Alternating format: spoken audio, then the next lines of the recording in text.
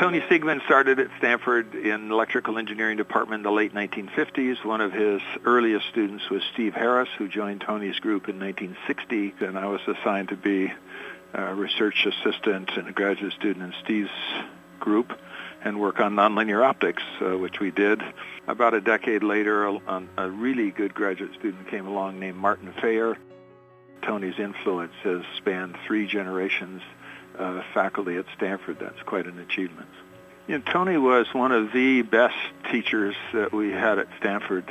He had a remarkable ability to present the idea and present it with clarity. He became my mentor in learning the art of teaching and understanding how research programs were operated and run.